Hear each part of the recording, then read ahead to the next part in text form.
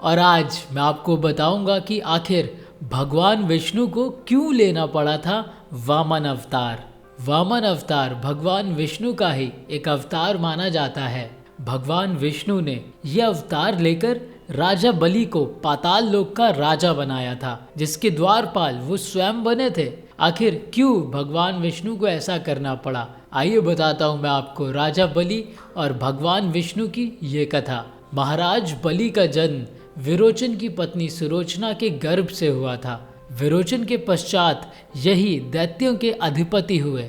देवासुर संग्राम में इंद्र के वज्र द्वारा इनकी मृत्यु हो गई थी, लेकिन दैत्य गुरु शुक्राचार्य ने अपनी संजीवनी विद्या के द्वारा इन्हें नव जीवन प्रदान किया और इनके द्वारा विभाजित यज्ञ का अनुष्ठान करवाया। उस यज्ञ में स्वयं अग्निदेव ने प्रकट होकर महाराज बलि को दिव्य रथ के साथ धनुष, बाण एवं अभेद कवच प्रदान किया। उस रथ पर सवार होकर राजा बलि ने देवताओं को जीत लिया और स्वर्ग के अधिपति हुए।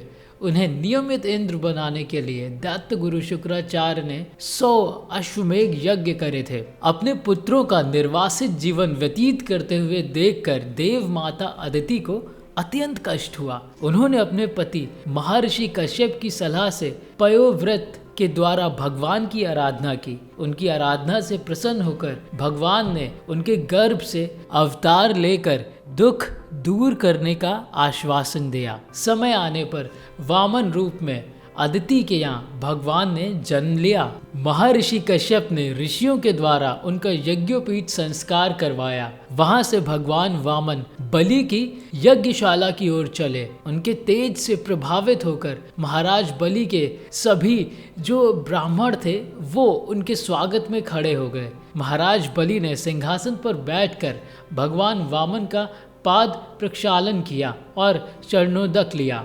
महाराज बलि ने कहा, भगवान, मैं आपके आगमन से कृतार्थ हो गया, मेरा कुल धन्य हो गया। आप जो भी चाहें मुझसे निसंकोच मांग लें। भगवान वामन के बलि के कुल एवं दानशीलता की प्रशंसा करते हुए उनमें मात्र 3 पद की भूमि की याचना की। महाराज बलि के बार बार मांगने के आग्रह के बाद भी उन्होंने और कुछ भी मांगना स्वीकार नहीं किया।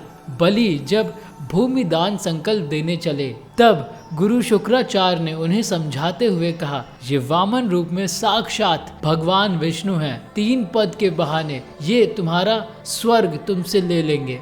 इस पर महाराज बलि बोले, गुरुदेव, संपूर्ण यज्ञ तो भगवान विष्णु की प्रसन्नता के लिए ही होते हैं। यदि वो स्वयं दान देने के लिए मेरे यज्ञ में उपस्थित हैं तो ये मेरा परम सौभाग्य और प्रसन्नता का विषय है। ब्राह्मण को दान देने का वचन देकर कदापि नहीं फिर सकता। इस पर शुक्राचार्य ने उन्हें श्री भ्रष्ट का श्राप दे दिया। आचार्य के श्राप से भयभीत हुए बिना महाराज बलि ने भगवान को भूमि का दान दिया। संकल्प लेते ही भगवान वामन से विराट हो गए। उन्होंने एक पद में पृथ्वी और दूसरे में स्वर्ग लोक को नाप लिया। तीसरे पद के लिए बलि को वर्णारूप पाश में बांध लिया। बलि ने नम्रता से कहा, प्रभु, संपत्ति का स्वामी संपत्ति से बड़ा होता है। आपने 2 पद में मेरा राज्य ले लिया, अवशेष 1 पद में मेरा शरीर नाप लें। तीसरा पद आप मेरे मस्तक पर स्थापित करें। धन्य हो गए महाराज बलि। आज भक्ति ने अपने पूर्व त्याग से भगवान को बांध लिया।